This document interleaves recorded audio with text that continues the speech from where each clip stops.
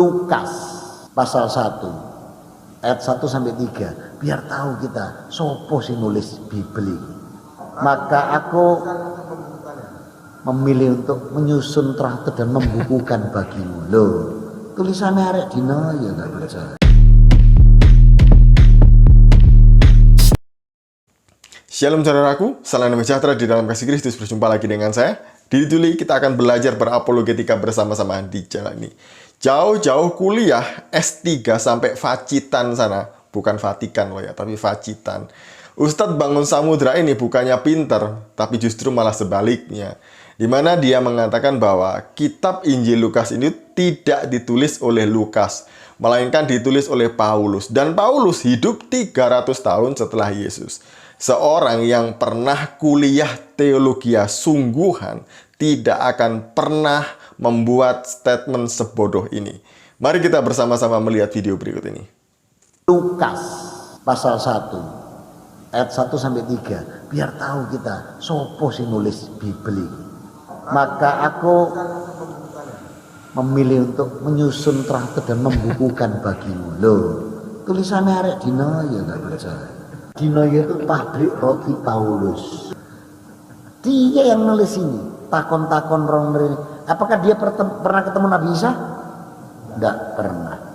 Ketika Nabi Isa diangkat ke langit, 300 tahun kemudian baru ketemu arek sing duwe pabrik roti Paulus. Yes. Berarti tidak pernah ketemu Nabi Isa. Yang pertama, mari kita membahas dulu mengenai kitab Injil Lukas ini.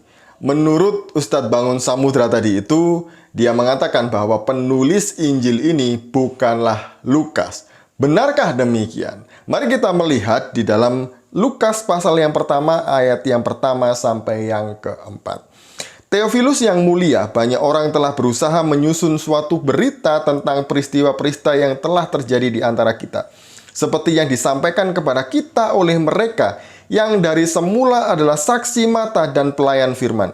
Karena itu, setelah aku menyelidiki segala peristiwa itu dengan seksama dari asal mulanya, aku mengambil keputusan untuk membukukannya dengan teratur bagimu, supaya engkau dapat mengetahui bahwa segala sesuatu yang diajarkan kepadamu sungguh benar.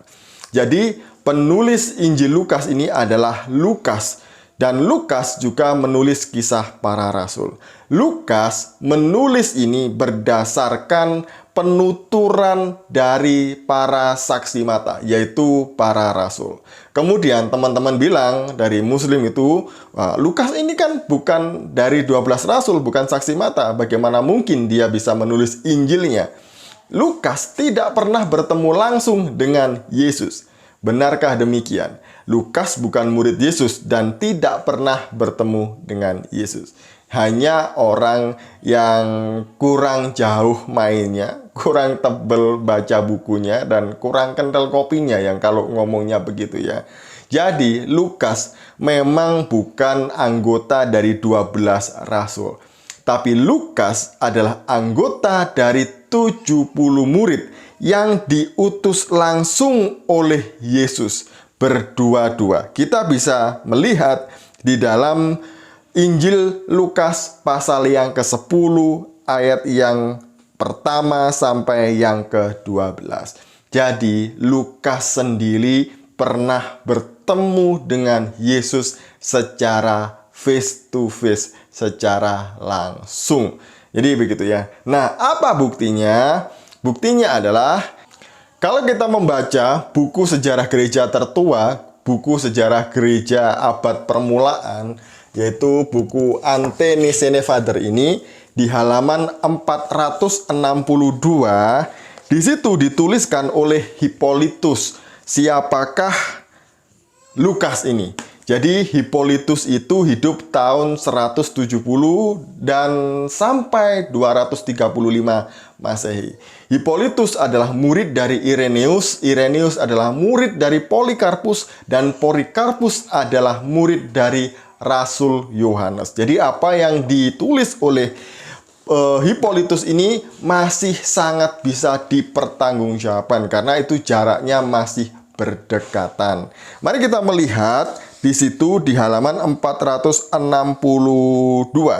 Yang pertama, ada Yakobus, saudara Tuhan Yesus, uskup Yerusalem. Kemudian yang kedua ada Kleopas, uskup di Yerusalem. Ketiga, Matias yang menggantikan jabatan kosong melengkapi 12 rasul. 12 rasul itu yang digantikan adalah Yudas.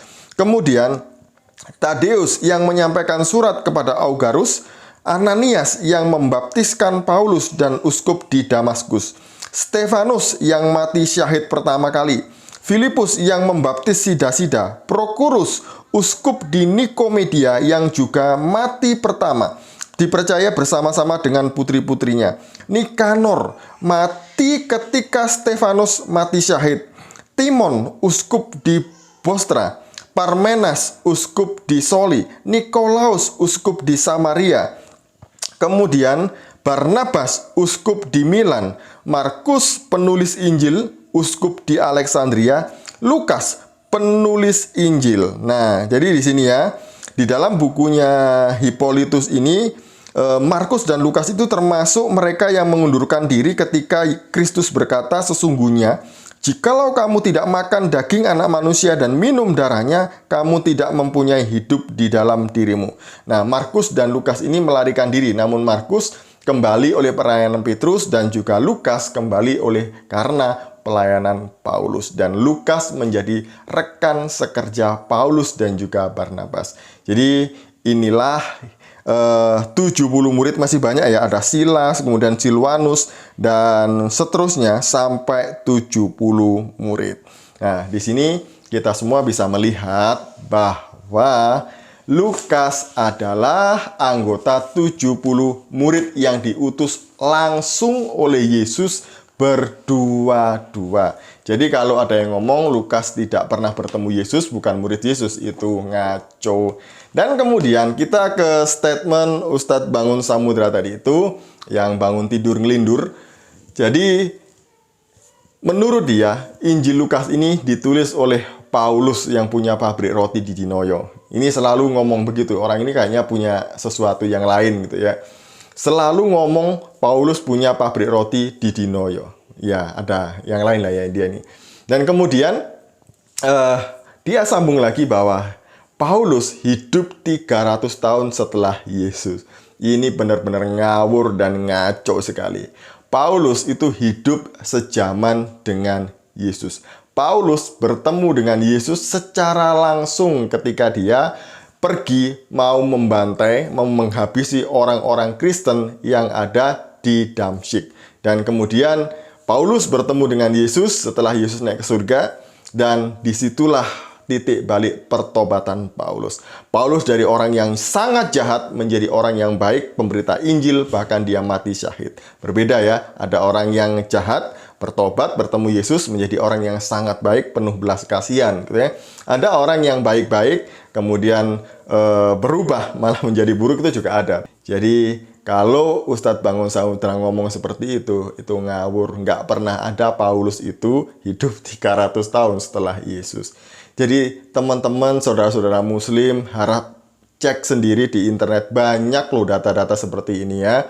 Dan kalau ada orang yang ngomong seperti ini, harusnya teman-teman itu disaring gitu ya. Bener nggak? Atau ini bohong atau nggak? Jangan asal terima aja. Iya. Padahal mereka ini justru menyesatkan banyak umat. Sekian dari saya, semoga ini memberkati kita semuanya. Shalom, salam maras, Tuhan Yesus memberkati kita.